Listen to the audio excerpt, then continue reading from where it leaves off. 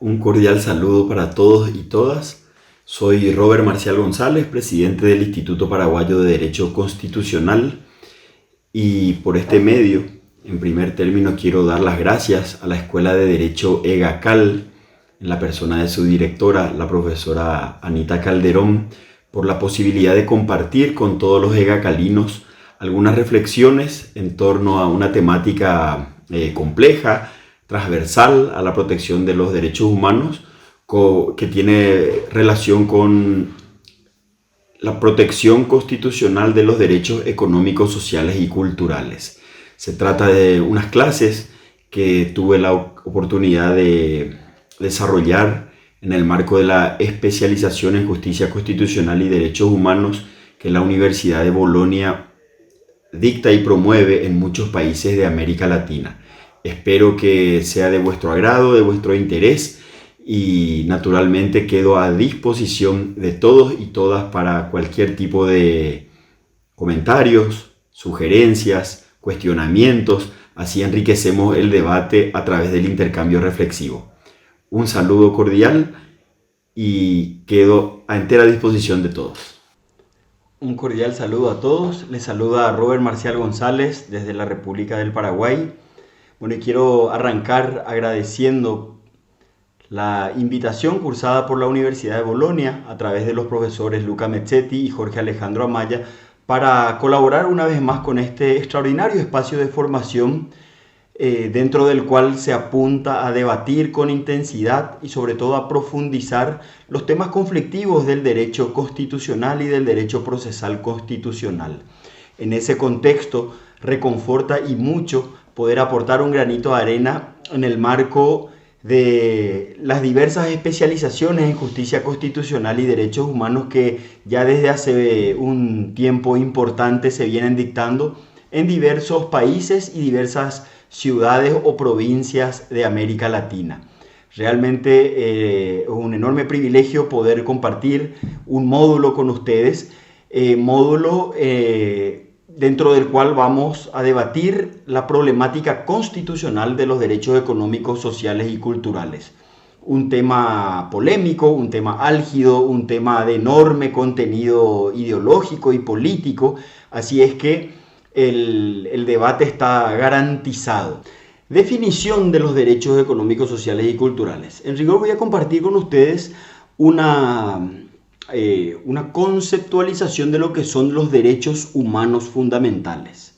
Repito, una de las tantas definiciones que podemos dar a los derechos humanos fundamentales. Y en ese contexto podemos señalar que los derechos humanos fundamentales son el conjunto de libertades, facultades y reivindicaciones propias de cada individuo y destinados a proteger la dignidad integral de las personas en todas sus dimensiones. Reitero, conjunto de libertades, facultades y reivindicaciones propias de cada individuo y que están destinados a proteger la dignidad integral de la persona en todas sus dimensiones.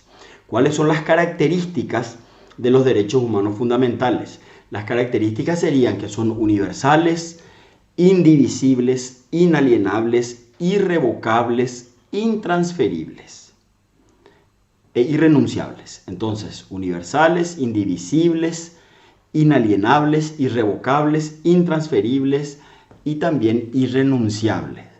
Pues bien, de las características que dotan de identidad a los derechos humanos fundamentales, se desprende que el carácter universal de los mismos hace que los derechos económicos, sociales y culturales y los derechos civiles y políticos compartan una idéntica definición. Es decir, si los derechos fundamentales, los derechos humanos fundamentales son indivisibles, no resulta defendible, al menos coherentemente, la pretensión que tienen algunos de escindir los rasgos fundamentales de los derechos civiles y políticos para separarlos de los derechos económicos, sociales y culturales. Ese es un detalle no menor de cara a la al esquema de aproximación respecto a las diversas dimensiones en las que se ven afectadas, involucradas cuando hablamos de derechos económicos, sociales y culturales.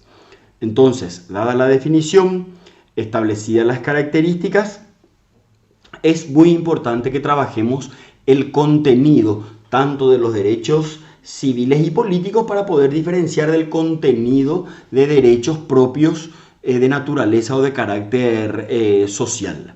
Y así tenemos que los derechos civiles más importantes, que no todos, pero los más importantes, están dados por el derecho a la vida, el derecho al honor, el derecho a la igualdad, el derecho a la propiedad, los derechos civiles y políticos, digo. Entonces, los derechos civiles y políticos: vida, honor, igualdad, propiedad, libertad de expresión, libertad de prensa, libertad de pensamiento, libertad de culto, libertad de circulación y residencia, libertad de sufragio, libertad de reunión y de manifestación, libertad de asociación, entre otros. Entonces, si tenemos que darle contenido al rótulo derechos civiles y políticos, estos serían los principales.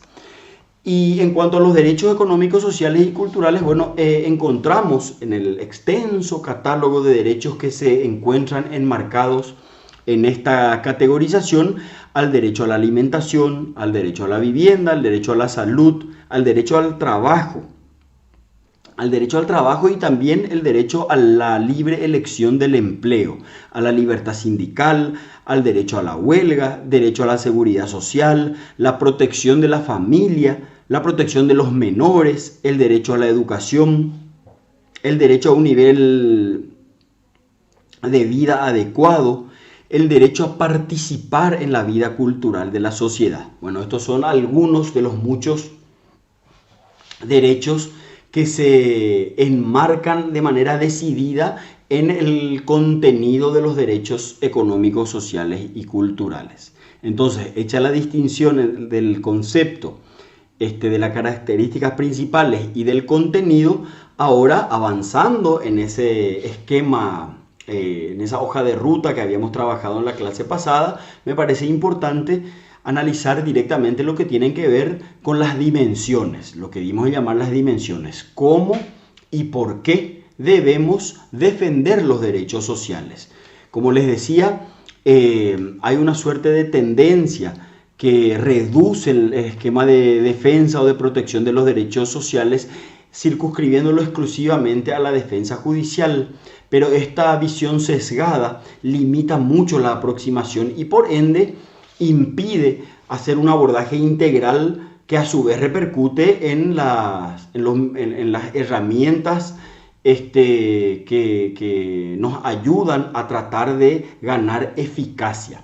Así es que, ensanchando un poquito las dimensiones de protección para no reducir todo a lo estrictamente judicial, es importante señalar que, en primer término, los derechos sociales tienen una dimensión moral que está dada, o ética si quieren, dimensión moral y ética que está dada por la sensibilidad social, por el humanismo, por la empatía y la solidaridad que como valores que son, apuntalan al modelo jurídico político que nos rige. Es decir, la democracia constitucional, la democracia particularmente, se pretende ir mucho más allá de ser un simple modelo político, sino que aspira a convertirse en un verdadero modelo de vida y de relacionamiento, que a su vez está condicionado por la empatía y el grado de solidaridad que los diversos ciudadanos podamos desarrollar para generar fundamentalmente inclusión.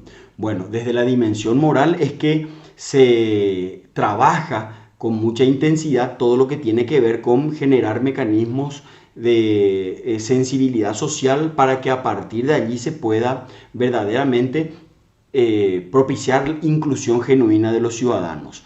Como referente importante de esta dimensión de protección de los derechos sociales, me permito citar al Premio Nobel de Economía Amartya Sen. Amartya Sen, célebre por sus contribuciones en materia de inclusión y de desarrollo, es célebre, repito, por haber ideado un modelo un modelo crediticio que verdaderamente prioriza a los más necesitados. Su modelo, que se conoce de manera más coloquial como el modelo del Banco de los Pobres, lo que hizo fue justamente evidenciar la arbitraria lógica, o más que arbitraria, evidenciar que la lógica sobre la cual se edifica el modelo económico tradicional basado en la especulación apunta a tenderle una mano únicamente a los que están incluidos dentro del circuito bancario, y por ende los verdaderamente necesitados, los excluidos, están marginados del esquema económico que prevalece en la sociedad. Entonces lo que dice Amartya Sen es que es importante generar mecanismos de microcréditos para que a partir de allí los excluidos puedan ir encontrando acceso al sistema, y como consecuencia de ese acceso generar una dinámica virtuosa que a su vez multiplique justamente las bondades de la democracia constitucional. Entonces esta aproximación sensible, esta aproximación social que trabajada por Amartya Sen, entre otros muchos, Stiglitz, y en fin, hay una serie de economistas que se han ocupado de revisar el modelo económico imperante o predominante para tratar justamente de proteger con más eficacia los derechos económicos, sociales y culturales. Desde una dimensión política, bueno, la protección de los derechos sociales está relacionada con la gestión del gobierno y con el desarrollo de políticas públicas. Es clave que los ciudadanos entendamos que en la democracia constitucional constituye una suerte de imperativo categórico, para decirlo en términos kantianos, exigirle a nuestros gobernantes que vayan honrando las promesas electorales, que vayan asumiendo las obligaciones que desde los propios textos constitucionales asumen nuestros estados, en el sentido de propiciar mayores niveles de inclusión, para que a partir de la inclusión, lógicamente, todos los ciudadanos podamos participar de las bondades del sistema democrático de gobierno. Y ahí es clave, lógicamente, la participación ciudadana, es decir, las presiones que podamos ejercitar por fuera de las estructuras de poder, lógicamente para hacerle notar a quienes circunstancialmente ejercen el poder público que la prioridad tiene que ser la inclusión de los ciudadanos, y no tanto mantener la dinámica de privilegios a las que están muy habituados quienes desempeñan cargos públicos. Desde una dimensión jurídica, naturalmente, y esto lo anticipábamos en la clase pasada, es importante establecer niveles no solamente de exigibilidad, sino también de justiciabilidad. Estos son dos conceptos que vamos a ir explicando a lo largo del módulo, pero es clave que se entienda, ¿verdad?, que la exigibilidad, la justiciabilidad, el acceso a los órganos de justicia es clave para que los derechos económicos, sociales y culturales puedan ser apuntalados.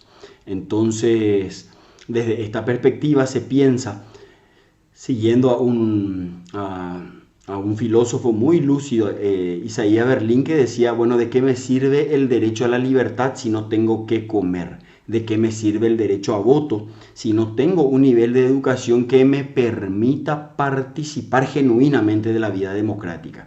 Bueno, estas interrogantes son las que motorizan justamente todas estas dimensiones de protección de los derechos sociales, porque se entiende que la inclusión constituye un requisito sine qua non para que la democracia pueda consolidarse. Sin inclusión genuina, las tentaciones autoritarias, las regresiones dictatoriales van a estar siempre presentes y van a ser una amenaza latente que naturalmente pueden socavar los cimientos de la institucionalidad democrática y hacer que la humanidad retroceda en avances que con muchas dificultades se han ido alcanzando, se han ido conquistando.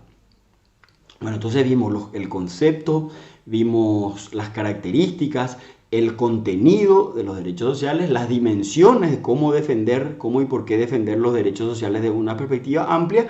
Entonces ahora hablemos de la naturaleza. La naturaleza. ¿Cuál es la verdadera naturaleza de los derechos económicos, sociales y culturales? ¿Son simples aspiraciones o por el contrario son verdaderos derechos exigibles y operativos?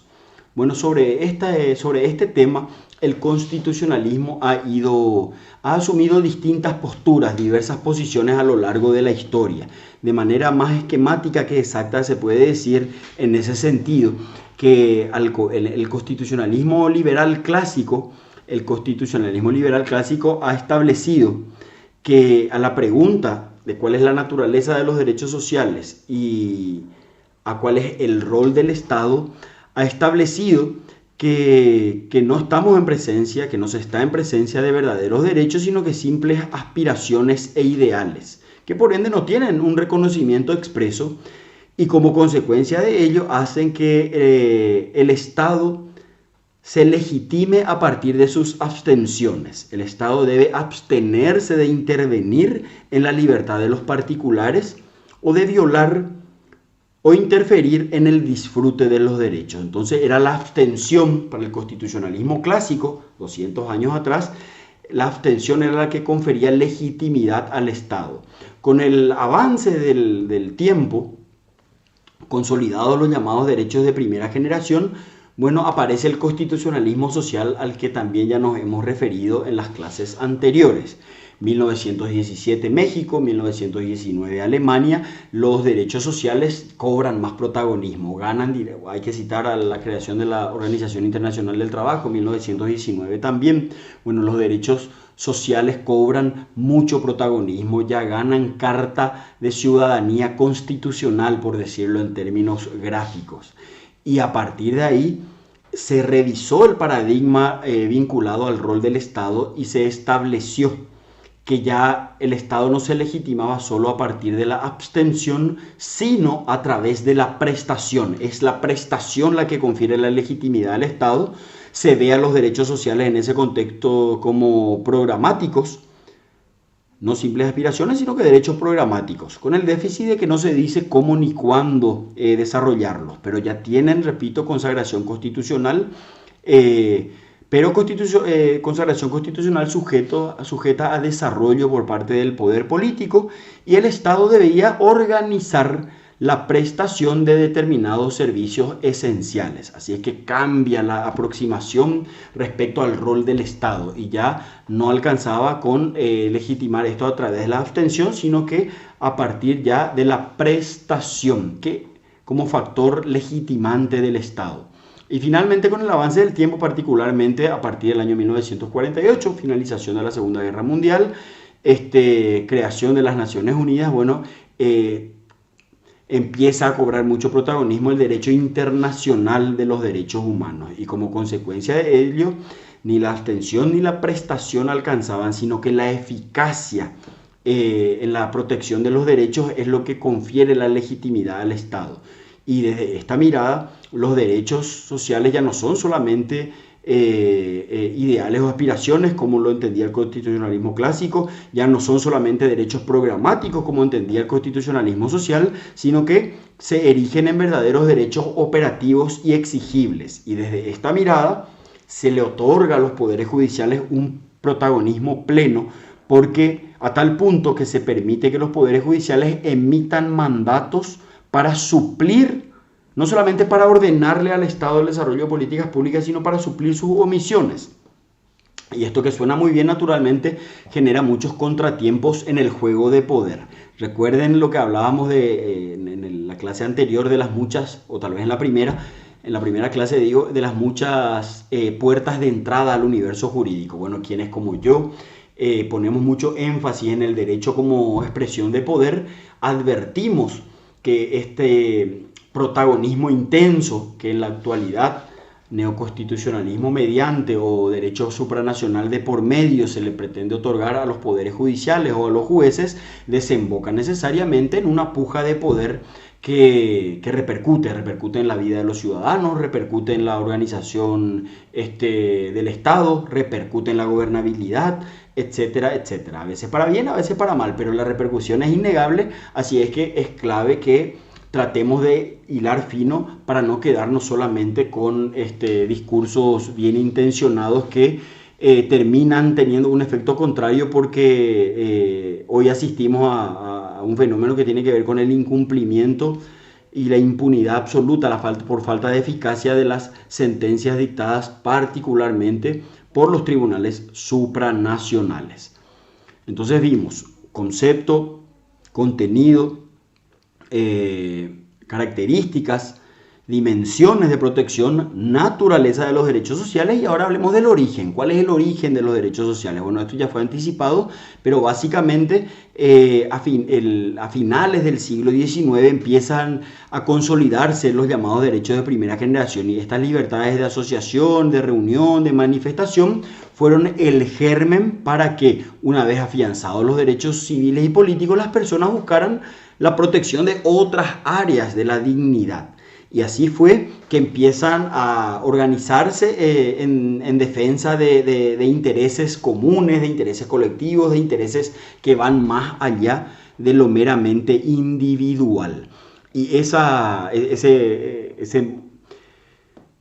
movimiento surgido a partir de la evolución de los derechos civiles desembocó en el año 1917 con la Constitución de Querétaro. Bueno, antes de eso la Revolución Mexicana motorizó a los derechos sociales como punta de lanza para el cambio de paradigma, y así fue que se llega a la Constitución de Querétaro en 1917, la Constitución de Weimar en Europa, esto pasó en Alemania en 1919, donde los derechos económicos, sociales y culturales se originan ya a partir de una inclusión directa en los textos constitucionales. Y también vinculado al origen tenemos que mencionar la evolución que han tenido los derechos en general, los derechos sociales en particular. La Revolución Mexicana y la Constitución de Querétaro y de Weimar, decíamos, constituyeron justamente puntales importantes que con el transcurso del tiempo dieron lugar al surgimiento de lo que se conocen hoy como las generaciones de derechos de primera generación, los civiles y políticos; de segunda generación, los económicos, sociales y culturales; de tercera generación, los derechos colectivos, ambientales, la protección de intereses difusos. Bueno, esa generación de derechos, caracterizada así por la doctrina, fue sentada por un jurista de origen checo-francés de nombre Karel Basak, allá a finales de la década del 70. Bueno, Karel Basak advirtió que había una evolución histórica que permitía justamente establecer segmentos históricos dentro de los cuales los derechos, uno u otro tipo de derechos, fueron ganando protagonismo y preeminencia. Entonces a él se le ocurre esta distinción en generaciones de derechos, pero en ningún caso pensó Basak en establecer jerarquización de derechos. Y el detalle es importante, repito, porque desde un sector más conservador de la doctrina se entiende que las generaciones de derechos son categorizaciones de derechos, con lo cual pretenden desplazar con una suerte de capitis diminutio a los derechos económicos, sociales y culturales en beneficio de los derechos civiles y políticos. Así es que es muy importante tener presente que estamos en presencia de una simple caracterización que pretende marcar los momentos históricos en los que fueron ganando terreno los diversos tipos de derechos. Y salen los derechos de primera, de segunda, de tercera. Hoy se habla de cuarta y quinta generación inclusive, pero no podemos entrar en ello para no excedernos para no desbordar los límites del módulo. Entonces creo que podemos preguntarnos en este contexto cuáles son las alternativas que a nivel doctrinario se están hoy analizando, se están planteando para superar el estado de inequidad y de exclusión. Bueno, hay muchas aproximaciones, se piensan en muchos paradigmas que naturalmente son ideas referenciales que no se excluyen, incluso se pueden complementar perfectamente, que hoy están dando vueltas a nivel doctrinario y son fórmulas de solución realmente muy interesantes que quiero compartir con ustedes a grandes rasgos. En primer lugar, destacar el aporte de John Rawls, que en su célebre teoría de la justicia, ya a comienzos de la década del 70, había establecido la necesidad y la importancia, había enfatizado la importancia de repensar el contrato social. Él había rescatado la apolillada teoría contractualista propia de los clásicos. Hablamos de Rousseau, de Hobbes, de Locke, de Montesquieu, ¿por qué no? Entonces señaló la importancia de, en una hipotética convención constituyente, ajustar el contrato social, ajustar el pacto entre ciudadanos, de tal manera a propiciar mayores niveles de inclusión y tratar de reducir el riesgo de discriminación u opresión de las minorías. Y hablaba Rawls de fórmulas en ese hipotético momento primigenio contractual. Decía él, bueno, es importante establecer una posición original, es decir, que todos partamos de cero, del mismo lugar, el mismo punto de partida para repensar el diseño orgánico y la relación entre los ciudadanos en la sociedad.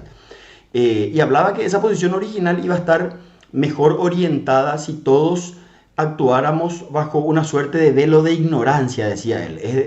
Es decir, si ninguno de los protagonistas de esa discusión contractual conoce de antemano cuál va a ser el lugar que ocupará luego de la Asamblea Constituyente. Entonces, esa ignorancia, ese desconocimiento, esa incertidumbre respecto al lugar que finalmente cada uno ocuparía en la sociedad, va a generar una natural tendencia de autorregulación en cuanto a inclusión, en cuanto a propuestas radicales. Cada uno en su propio beneficio iba a actuar de manera virtuosa ante, si no por convicción, al menos por el temor de que el resultado final, luego de la decisión mayoritaria, naturalmente termine posicionándolo en una de las minorías hoy oprimidas de cualquier tipo. Y finalmente complementaba su modelo contractualista a través de lo que él llamó la regla Maximin, es decir, que en el reparto de riquezas, en el reparto de bienes,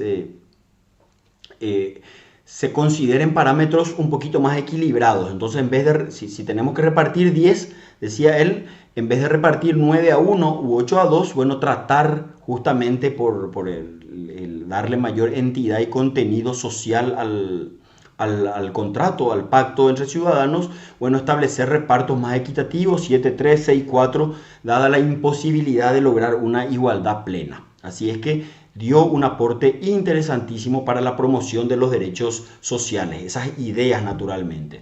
Luego tenemos otra referencia importante en Bruce Ackerman, profesor prestigioso norteamericano de plena vigencia en la actualidad.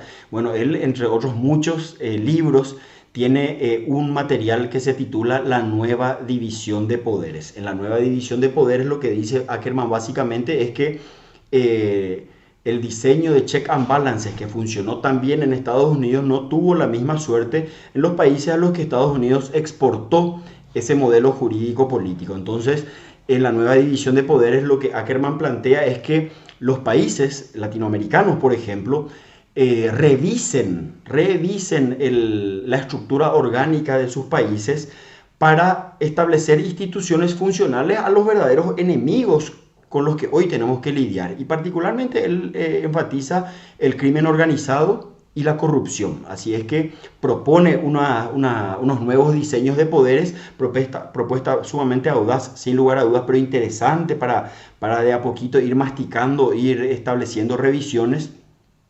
Entonces plantea un esquema de división no tripartito, sino que básicamente en 5 o incluso 6 poderes, algunos de los cuales permitan la participación directa de los ciudadanos en el proceso de legislación extraordinario, le llama él, es decir, dejar la legislación ordinaria a los parlamentos, pero determinadas cuestiones que por su trascendencia requieren mayor participación, bueno, someterlas a estamentos plebiscitarios. También plantea poderes ciudadanos de supervisión de la burocracia y de la institucionalidad. Entonces reconfigura, digamos, la trilogía de poder clásica vislumbrada por Montesquieu y luego desarrollada por Locke y por los padres fundadores del constitucionalismo norteamericano, principalmente por los federalistas. Estoy pensando en Hamilton, Madison y Jay. Bueno, Ackermann propone una revisión y un ajuste de ese modelo tradicional.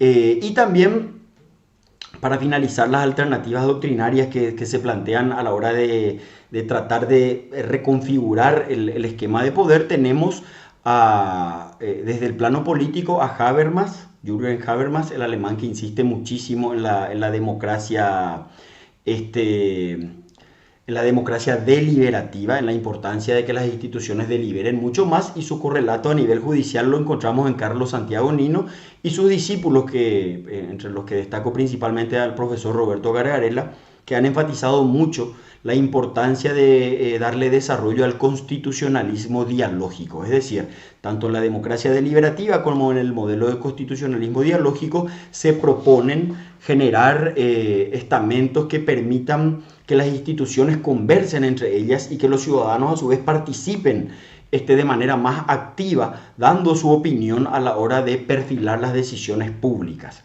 Entonces, se critica el modelo de check and balances en la inteligencia de que este es un modelo institucional orgánico que fue diseñado en su momento pensando en una sociedad mucho más simple, mucho menos compleja, donde, en palabras de los federalistas, lo que se buscaba era evitar la tiranía de las mayorías y enfrentar la anarquía. Bueno, se dice que esos problemas sociales que vislumbrados por los padres fundadores requerían del diseño institucional de frenos y contrapesos, es decir, no se estableció un diseño institucional cooperativo que permita justamente destrabar determinadas situaciones que exigían mayores niveles de intercambio y de diálogo. Antes bien, ese es un diseño más bien vertical, pensado para poner trabas. Así es que en esa inteligencia se proponen soluciones más amigables y que propicien el debate y la participación.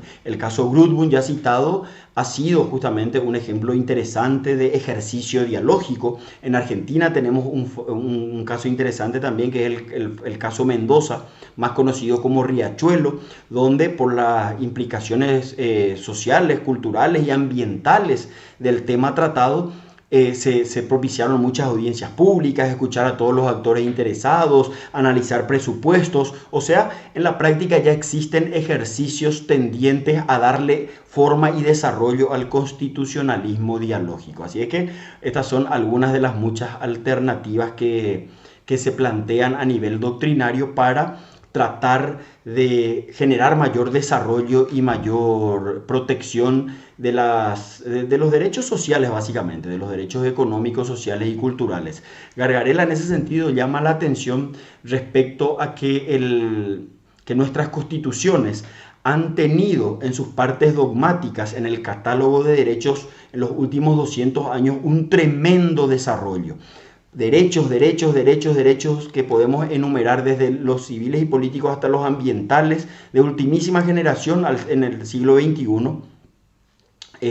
con aquellos hitos revolucionarios que habíamos marcado en la primera clase. Sin embargo, dice él, que el desarrollo de las partes orgánicas de nuestras constituciones no recibió básicamente acompañamiento alguno a la línea de derechos. Es decir, las partes orgánicas se mantienen intactas, no fueron ajustadas. Estamos utilizando el mismo traje pensado para asumir derechos civiles y políticos, y hoy el traje nos queda chico. ¿Por qué? Porque los derechos sociales requieren de ajustes estructurales y orgánicos que todavía, al decir de esta corriente aproximativa, muy interesante, todavía no se han alcanzado y no se han logrado. Así es que se plantea en ese sentido revisar lo que Gargarella llama la sala de máquinas, hacer algunos ajustes, algunas revisiones, para que de esa manera se pueda acompañar la evolución de la parte dogmática de los derechos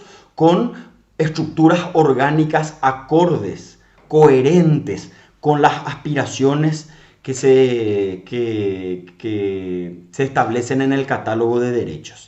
Bueno, y para finalizar básicamente yo les había planteado en la primera clase dentro de la metodología que sentemos en el banquillo los acusados a los derechos sociales y plantear los argumentos a grandes rasgos, por lo menos las líneas argumentales que pueden ser utilizadas por una suerte de fiscalía, los argumentos de cargo y también hablar de los argumentos de descargo.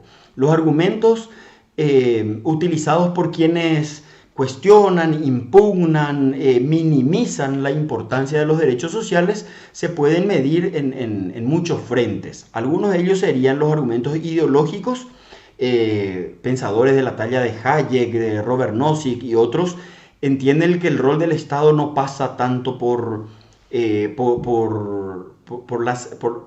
promoción de derechos sociales, sino que básicamente por establecer mínimos de seguridad que permitan que el Estado que permitan que a partir de ahí los ciudadanos puedan en el libre juego de la oferta y la demanda ir desarrollando mecanismos virtuosos, o sea, argumentos ideológicos de peso vinculados al rol del Estado, argumentos políticos que se relacionan con la doctrina de la división de poderes. Se dice que la protección judicial de los derechos sociales hace que el Poder Judicial invada ámbitos propios de competencia exclusiva y excluyente de los demás poderes. Naturalmente, como vamos a ver más adelante, esta es una visión sesgada, que permite, restrictiva si se quiere, que permite contraargumentos de mucha fuerza y mucha envergadura también. Se habla como objeción, como argumentos de cargo de la Fiscalía para restarle importancia a los derechos sociales, que la naturaleza de estos es meramente programática y no operativa. Se habla de argumentos normativos, es decir, que no es prudente desarrollar a través de la ley un catálogo interminable de derechos, dada la vaguedad y la ambigüedad de los derechos económicos, sociales y culturales. Desde lo económico se enfatiza mucho en el costo que significa honrar los derechos económicos, sociales y culturales.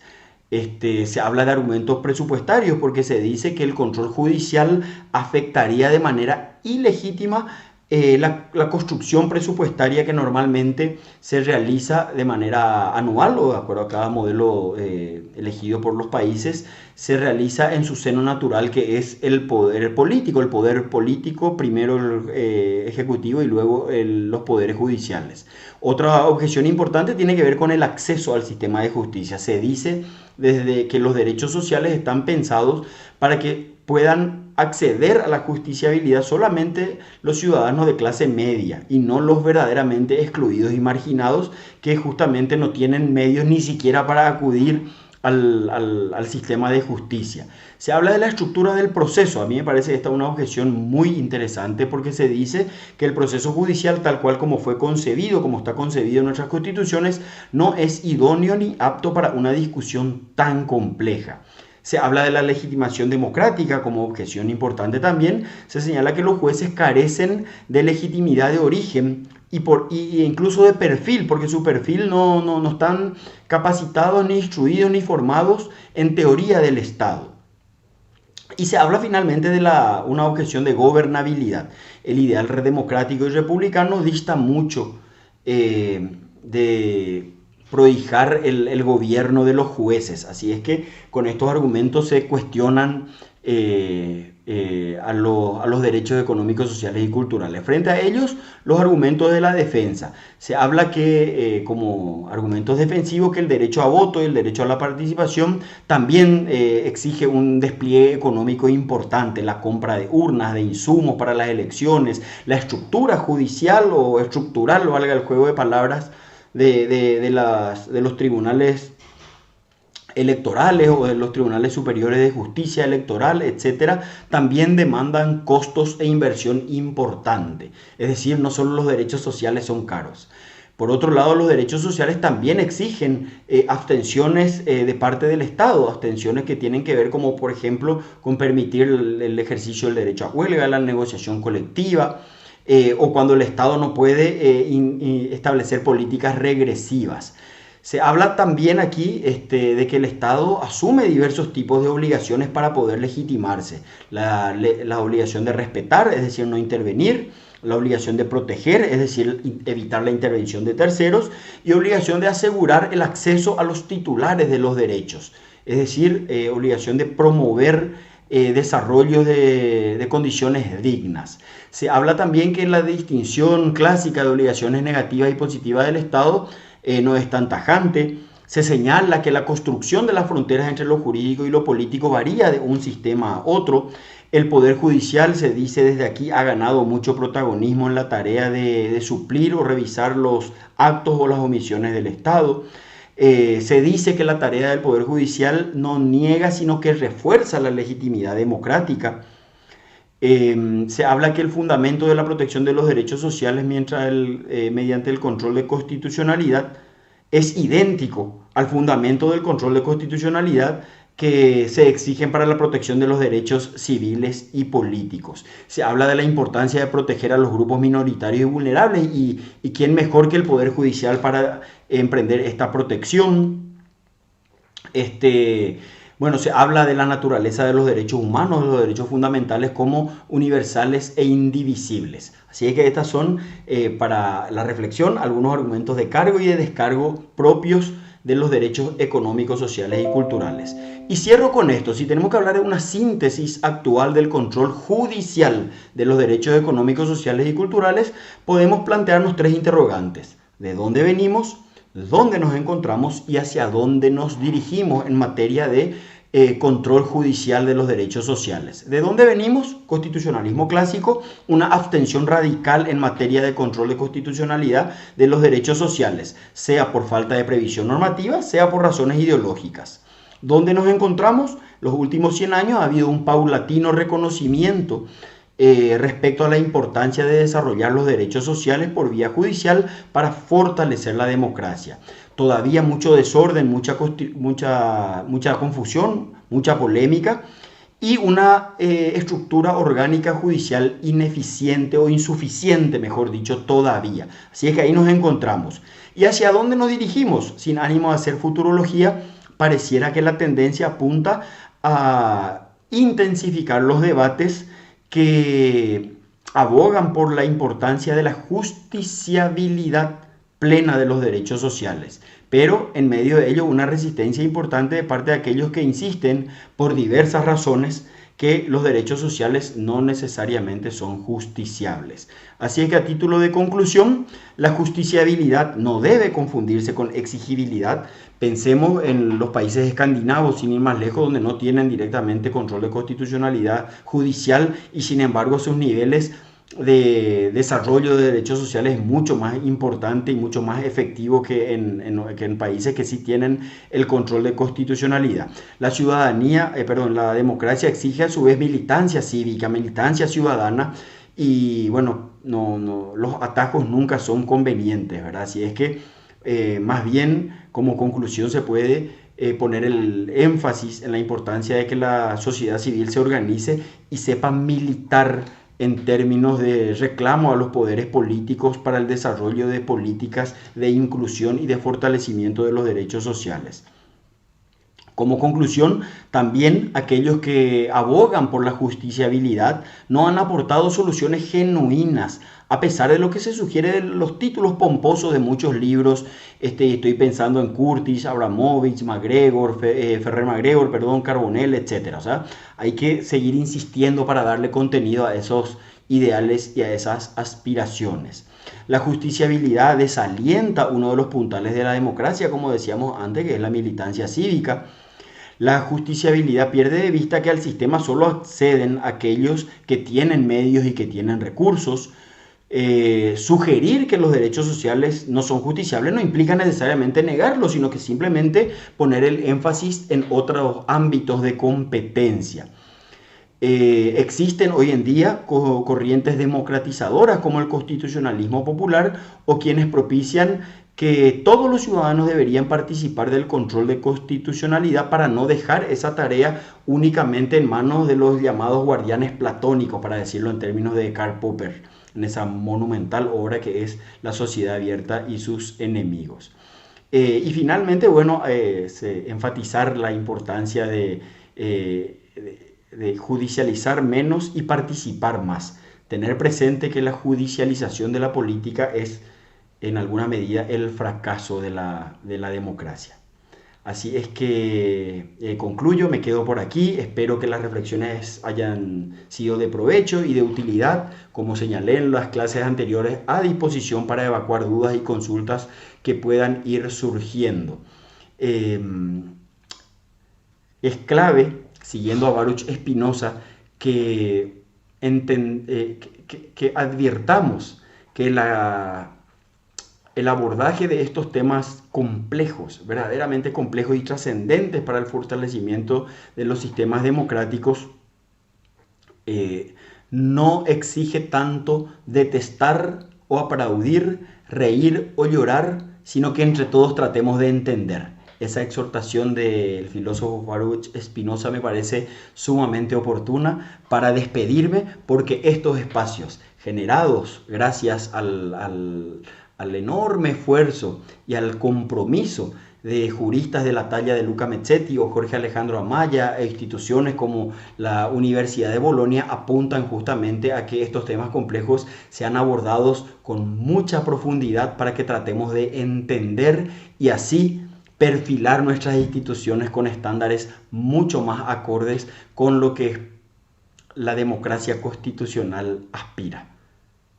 Un saludo cordial a todos y a disposición siempre.